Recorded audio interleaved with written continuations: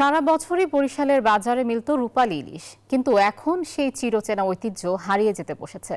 জেলেদের দাবি, ছোট মাছ ধরা এবং পরিবেশ বিপর্যয়ের কারণে ইলিশ শূন্য হয়ে পড়েছে বরিশালের মোকাম। বাজারের দামও আকাশছোঁয়া। বিস্তারিত জানাচ্ছেন সাইফুর রহমান মিরন। সব মৌসুমে বরিশালের বাজারে থাকতো ইলিশ কেনা বেচার হাঁক ডাক, কিন্তু সময়ের সঙ্গে সেই চিত্র পাল্টে গেছে। এখন বাজার প্রায় ইলিশ শূন্য।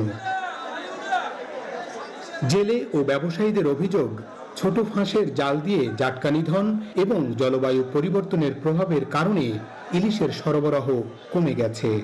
ইলিশ কন, বাইলা কন, চিংড়ির গুঁড়া কন, যা আছে সামুদ্রিক যা আছে সম্পূর্ণ মাছটা সেকে উঠে আনতে আছে। এবং এভাবে যদি চলতে থাকে আগামী 1-2 বছর পর ইলিশ তথাদি সামুদ্রিক যে মাছটা আছে বাংলাদেশে সেটা বলতে আর কিছু থাকবে না। বিশেষজ্ঞরা বলছেন, পরিবেশের জন্য ক্ষতিকর জাল ও পলিথিন নিষিদ্ধ করা জরুরি। আমরা যে তেল, গ্যাস এবং অন্যান্য কয়লা যে সামগ্রী আমরা জ্বালানি হিসেবে ব্যবহার করি, এর একটা পরোক্ষ প্রভাব এর উপরে পড়ছে।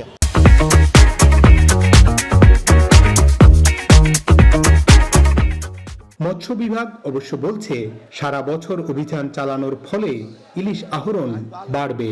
যখন সিজন আসে তখন অনেক সময় জাটকা আহরণ হতে পারে, তবে আমাদের মৎস্য অধিদপ্তরের অভিযান অব্যাহত থাকবে। আমরা আশা করতেছি যে অন্য বছরের তুলনায় এবছর আরও বেশি অভিযান পরিচালিত হবে। তবে বাজারে ইলিশের দাম সাধারণ ক্রেতাদের নাগালের বাইরে। 500 গ্রামের ইলিশ বিক্রি হচ্ছে 1500 টাকা, রপ্তানিযোগ্য ইলিশ 2000 টাকা এবং 1 কেজি ওজনের ইলিশের দাম 2500 টাকা। বাজারে খুবই হিমশিম, বাজারে মাছের সংখ্যা অনেক কম দেখছি। ইলিশ যে পরিমাণ দাম, এই পরিমাণ দামে মধ্যবিত্ত আমরা যারা আছি আমাদের কাছে কেনা দুর্বিষহ। ইলিশ মাছের দাম তো সরায় আমার কেনার সাধ্যের বাইরে। ইলিশের সংকট শুধু বরিশাল নয়, পুরো দেশের মাছের বাজারকে প্রভাবিত করছে। জাটকা রক্ষা এবং পরিবেশ সুরক্ষায় দ্রুত পদক্ষেপ না নিলে এ সংকট আরো বাড়বে বলে সতর্ক করেছেন সংশ্লিষ্টরা। শীত, গ্রীষ্ম, বর্ষা সব মৌসুমেই বরিশালে মিলত রূপালী ইলিশ। কালের বিবর্তনে হারিয়ে যাচ্ছে ইলিশ।